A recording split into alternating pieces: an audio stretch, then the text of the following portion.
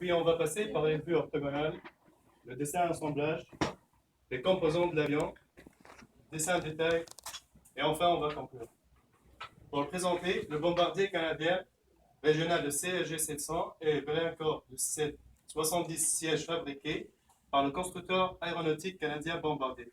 Ce modèle dérivé du CRG 200 a fait son premier vol le 27 mai 1999 et c'est Brit Air, filiale de Company Air France, qui fut le premier à exploiter commercialement l'appareil le 21 février 2001. Le CRG 700 sera décliné en plusieurs versions. La série 700 limitée, 68 passagers.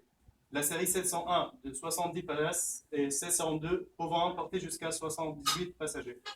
Et la série 705 est basée de CRG 705, le CRG 700R est un modèle avec une autonomie plus importante avec 3604 km et elle peut même atteindre les 4037 km. On a une fiche technique.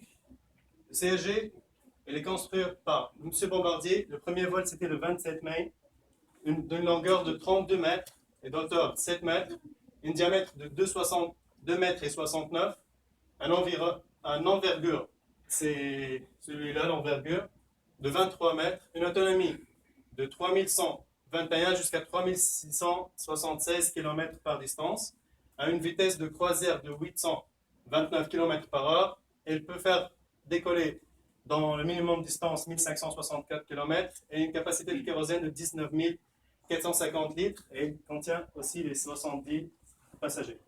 On a un nombre de sièges à l'intérieur de notre avion pour le first class, pour la classe économique et pour le business.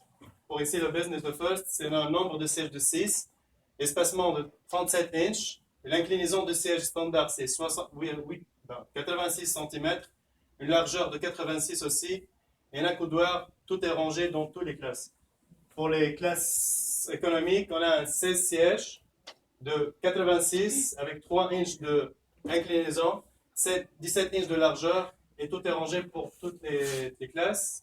Et enfin, les classes qu'on prend tout le monde, c'est le 48 places. L'espacement entre les sièges est 30 inches avec l'inclinaison de 2 inches et la largeur de siège c'est 17. En passant avec le dessin d'assemblage, on a la vue de face de l'avion que j'ai essayé de faire. Voici, on a les trois vues orthogonales. La vue d'assemblage, ça c'est la vue de droite et une vue en haut. Ça c'est la vue éclatée de mon projet. Passons par les composants de l'avion.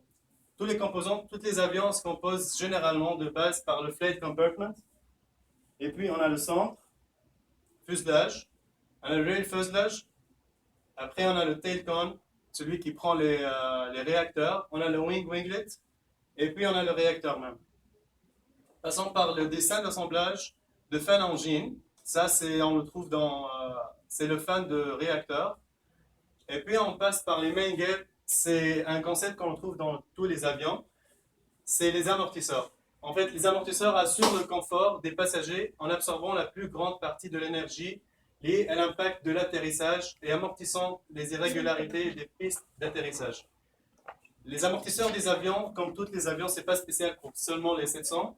Elles comportent deux fonctions. La première fonction, c'est l'amortissement par laminage du liquide hydraulique à travers des orifices calibrés, freinant le passage du fluide hydraulique et créant ainsi une force absorbant l'énergie cinétique de l'avion.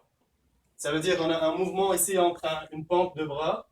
À chaque fois qu'elle fait l'atterrissage, c'est elle qui fait le mouvement de laminage et c'est elle qui fait le système d'anti-choc. Une deuxième fonction, c'est le ressort par la compression de l'azote, parce que ce n'est pas comme tous les mécanismes avec un ressort. Non, c'est de l'azote comprimé et c'est lui le plus fort qui peut atteindre tout ce qui est anti-choc. On a le flight compartment, ça le dessin de détail. Passons par les fuselages.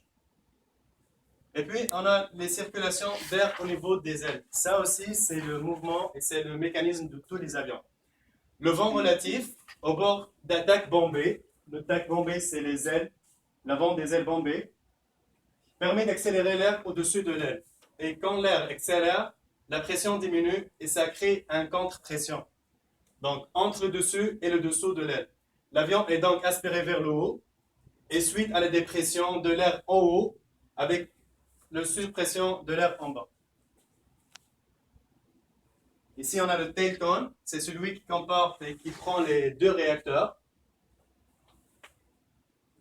Et passons au gigantesque moteur, c'est le réacteur. On a le principe comme toutes les trois bases, ça ne diffère pas. On a le principe d'action et réaction. C'est quoi le principe? C'est il aspire de l'air d'un côté et il rejette vers l'arrière en accélérant.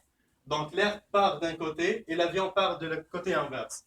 L'avion part donc au côté inverse et les flux chauds de l'air qui sortent du réacteur, c'est la cause du bruit qui fait toujours le réacteur. C'est tellement fort, c'est à cause de l'air chaud.